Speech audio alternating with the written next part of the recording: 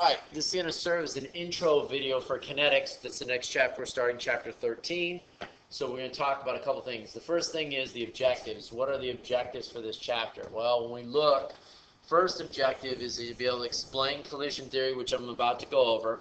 And you want to basically use it to explain, in terms of collisions, the four factors that affect reaction rates.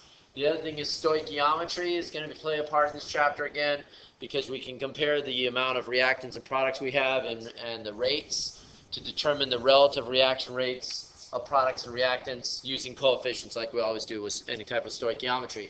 So those are the two objectives in this video. By the time we're done, I'll have gone over all those. First thing is collision theory. We say that the purpose of collision theory, or the point behind collision theory, is we say chemical reactions happen because molecules collide with one another. They slam into each other.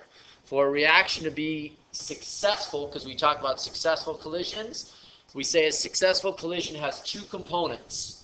So there's two key things that have to happen in order for a reaction to be successful, or a collision to be successful. What happens is the particles have to collide at the right geometry, so they have to slam into each other at the right geometry, and I'll show you what that means right there. So that's one you definitely want to write down. Second thing is the particles have to collide with enough energy. They have to have enough energy to break the activation energy barrier. So that's the way it works. So particles have to collide with enough energy to break the activation energy barrier. When they slam into each other, they're going fast enough to where the bonds will break. So those are the two things that affect rates of reactions. Now, here's an example of the geometry. If you notice, I have chlorine that's about to slam into a chlorine. When they slam together, it causes the chlorine-nitrogen bond to break and a bond to form there, thus producing Cl2 and NO. And I started with, in this one, with just Cl and then ClNO on the other side. So there's a successful collision. It's effective because what happens is the bonds are broken and it reforms into something else. The bottom is an example of an ineffective collision. Why? Because of geometry. In this case, chlorine is slamming into oxygen, and when they slam together, the bond between the oxygen and the nitrogen does not break. Therefore, it's not the proper geometry, so no reaction occurs. All right, factors that create effective collisions. The first thing is concentration. So concentration affects reaction rate. So, well, how does that happen? Well, we talk about molecules colliding together, and that's what causes a effective collision. The more molecules you have, greater concentration automatically means that you will have greater reaction rates. So the greater the concentration, the more collisions you're going to have, more molecules, more collisions, greater rate of reaction. So that's the first thing, concentration. You want to write that down. Make sure you get, I would get this down word for word. Temperature. Higher temperature means particles collide with a greater kinetic energy.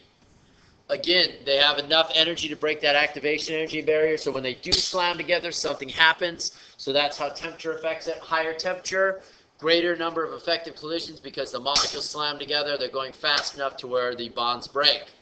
Surface area is the third one. Well, surface area has to do with the amount of basically particle size. As you increase the amount of particles, you increase surface area, which means the more particles you have, the more collisions you're going to have. So as you increase surface area, it means greater chances for collisions. That means it's going to be a faster rate of a reaction. Last is catalyst. You might remember this from biology. You guys do the lab where you put the liver in with the hydrogen peroxide and it causes it to bubble. So catalysts speed up reactions without being used up. They lower the activation energy. That's key. I would double underline that, or at least underline it.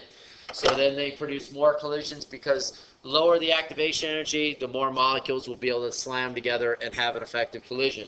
So those four things affect reaction rates. You need to know all four of those.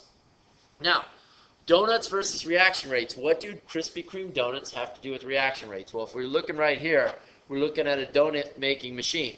So what happens is as they come out over here, you have a vat with a whole bunch of dough in there. You put dough in here. So the reactant is dough, and my product it's going to be donuts. So, when we talk about dough versus donuts, we're talking about reactants versus products. My reactants, what happens to reactants during a chemical reaction? Well, they're going to decrease over time. What happens to my products, or my donuts, I'm sitting at a Krispy Kreme, I'm going to see the donuts keep coming off the conveyor belt.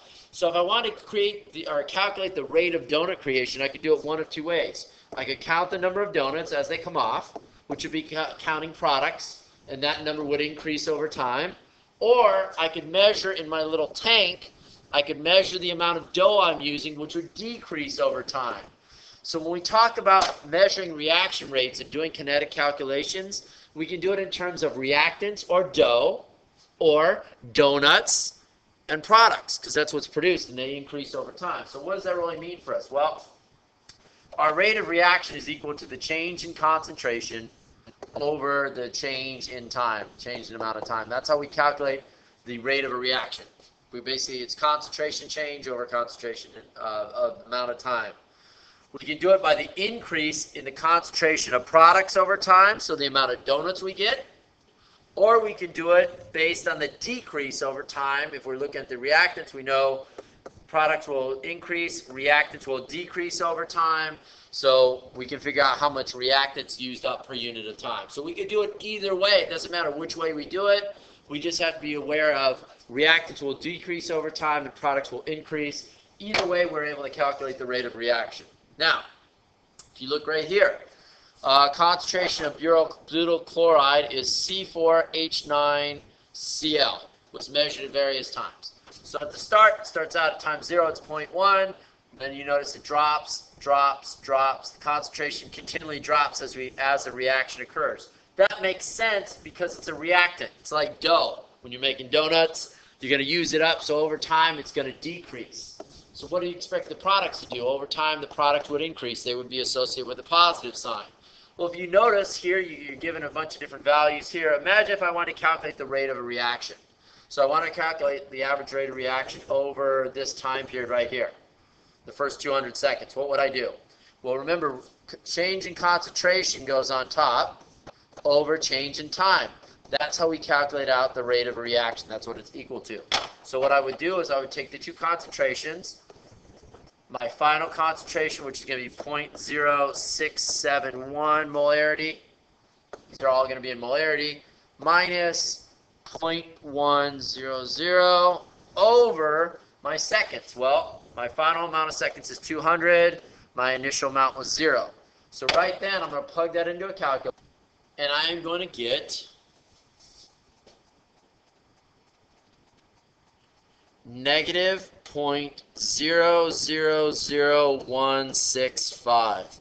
That's a change in molarity per, and this is per second. So the units of time is always going to be molarity per second in this case, because you notice my data table, it says seconds. So why the negative sign? Well, the reason why it's negative is because it is a reactant. So I can multiply this times a -1 if I wanted to change it. But really, my rate of reaction, I would say, over the first 200 seconds is negative 0.00165. And all I did was put the change in concentration on top, change in time on the bottom, and I was able to calculate it out. Pretty easy calculation. Here's the same thing we just did. You put the later concentration, so final concentration, so concentration final, minus the earlier, time later versus the time earlier. You subtract the two. We're always going to have molarity on the top. Time could be either minutes, seconds, or hours on the bottom.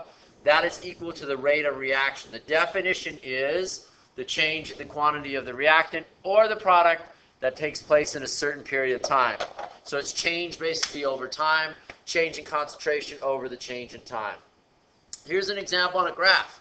If I were graphing two products of a reaction, let's say I had, for example, I have O2 in this one, and let's see here, I have N2O5 on this side. So if I'm looking here, the concentration of O2, if let's say this graph represents the concentration of O2, over time, what do you notice is happening to the concentration of O2? It's increasing. So O2 in this case must be a product, because in kinetics we assume the reaction is going to go forward. So it starts out with 0 concentration. Then over time, you notice the concentration is increasing over time, so that's how I know it's a product. The other graph would represent N2O5, which would be a reactant. The way I know that is because it's decreasing over time. So it's decreasing over time until they eventually will reach equilibrium, which we haven't got to yet. Notice how as the chemical reaction occurs, as the reaction occurs, the slope of the line always becomes more and more flatter over time. The reason why that is because you're having less and less collisions. Over time, the concentration, as the concentrations change, especially of the reactants, there's less collisions occurring. So that's why you naturally get a little flattening out of the lines when you look at a kinetics graph. That's what causes a little flattening out. Key things you need to know. We already talked about some of this, but rates do change over time. Reactant rates decrease over time, and product rates increase, or the amount increase over time, especially at the start, but then eventually they'll all flatten out. Rate is equal to the change in concentration over the change in time. If it is a reactant, it will also have a negative sign associated with it. You multiply it times a -1 to make sure the rate is without a sign. Instantaneous rate, you have to know the definition of an instantaneous rate, is the rate at a specific time. It's like when you take a picture. You have Instagram, you take a picture, you're hanging out with your friends, take a picture of Chipotle. That is one specific second in time. When you have an instantaneous rate, it's measuring the rate of a reaction at one specific time. Average rate. The average rate is over a time interval. That's what I did when I calculated that earlier. When I took the two time intervals, I calculated the average rate from 0 to 200 seconds. We did that. And then finally, the initial rate we talk about is the instantaneous rate at time 0. When the reaction first starts, that's when it usually has the greatest rate because it has the greatest concentration. So you have to know the difference between instantaneous rate, which is the rate at a specific time, 1 second, a specific point in time. Average rate is over a specific time interval. The average rate is over a specific time interval, and then finally the initial rate is at time 0. Definitely need to know those definitions for tomorrow. Okay, here's an example of instantaneous rate. You notice it's at time 0, and it's very steep because of the concentrations. An instantaneous rate at time at 600 seconds. You notice this is a specific spot. The way we find an instantaneous rate is you find the point on a graph, and you basically run a line that's tangent to that point. The slope of that line, the rise over run, will be equal to the change in the concentration over the change in time. We don't actually have to be able to do that graphically, but you would have to explain how you would do that. So when you find an instantaneous rate, you take a line tangent to a given point. So whenever you do an instantaneous rate that's not at time 0, you just do that. Otherwise, you can measure the intervals on a graph and calculate it as well. Reaction rates and stoichiometry. Stoichiometry does relate to this chapter as well. Notice I have a coefficient of 2, 1, and 1. That has to do with how they interact, what the rates are, the relative rates to each other. Molar ratios between reactants and products correspond to the relative rates of reaction. Relative rates are the rate of disappearance of reactants, because it's going to decrease, and the amount of product appearance over time. So what we do when we go to do this, to find the average rate, or what you would do to get what we call the general rate of the reaction, is you divide by the coefficient if you want to know whatever the general rate of the reaction is. So for example, HI. Change in concentration of HI over the change in time. If I divide that by a 2, it'll be equal to the average rate of the reaction, except I have to multiply times a -1 because it is a reactant. If you look at H2, coefficient's 1, so basically the change in concentration over T, or the change in time, is equal to the average rate. Same thing with I2. It's basically just change in concentration over change in time is equal to the average rate of the reaction. What does that have to do with, really? Well, if I take a reaction that looks like this, the concentration of C2H4 is basically over time, the rate of this decreasing is 0.23. So if I know this is decreasing at a rate, this is going down by a rate of 0.23, what would the rate of CO2 appearance, it's going to be appearance because it's a product, be? How would I figure that out? Well, what you do is you use the ratios. The ratio here is 1, the ratio here is 2. So what you do, since this is decreasing, you'd say negative, this would be 2.3, and you basically, it would be negative because since it's a reactant, I would basically put it here, and then I would put the base 1, would be 1 over 2, and then I multiply that times a -1 basically. So whenever it's a reactant, I'm multiplying times a -1, or I could just take the sign out of it, and the ratio between this is just 1 to 2. So then I basically double it. So the concentration of this the value of this decreasing is 0.23. The value of this appearing would be 0.46. Well, what about for water? Well, the coefficient's the same as CO2, so basically I would take 0.23, multiply that times 1, basically 2 over 1, and I would get 0.46. What about if I wanted to know how much O2 is disappearing at the same time? How would I do that? When I go to do that, basically, the relative comparison here is going to be basically a 3-to-1 ratio. 3-to-1 ratio, so I take 0.23. Before I even start, multiply times the -1 if they give you if there happens to be a negative value, if it just says decreasing. So the rate of this basically is 0.23 being used up. Multiply that times 3. I'm going to get, in this case, 0.66 for this one. So this comes out to be 0.66, 0.46, 0.46. It's an example of stoichiometry, kind of like we did in Chapter 3 where we figured out the amount of grams. In this case, you figure out what happens to the rate by using the numerical coefficients. If you look here, here's an example. The average rate of disappearance of ozone is O3, is found to be 9.0 times 10 to the -3rd over a certain interval of time. What is the rate of appearance of O2? So they're asking me to compare those two. Well, the ratio is a 2-to-3 ratio because 2 of those get you 3 of those. So all I would have to do in order to solve this is basically take 9.0 times 10 to the -3rd and multiply it times 3/2. And what I end up with is A. You get A when you do that. Plug that in your calculator. Next one, here's another example. The value of Br minus over delta T, Br minus over delta T is 2.0 times 10 to the -3rd. That's the value. So that's this right here. They're asking me, what is the value of Br2? They're asking me this. The ratio relationship is a 3/5 ratio. So I'm using the stoichiometric coefficients. I take 2.0 times 10 to the -3rd is my rate of reaction because it's moles. Molarity per second is what it is. It's just written kind of funny, molarity per second. So all I have to do to solve that problem is just multiply 2.0 times 10 to the -3rd times 3/5, and I get the answer. And I get A 1.2 times 10 to the -3rd. To review, couple key things that you have to be able to do. You have a hypothetical reaction. They have A plus 2B equals 3C plus 2D. Suppose at some point during the reaction they say the concentration of A is 0.4658, and suppose 125 seconds later it is 0.4282. I already know it's a reactant because it's on the side. So if I go to calculate out the concentration of this thing, how do I do it? Or the rate of reaction. They're asking me what's the average rate of the reaction.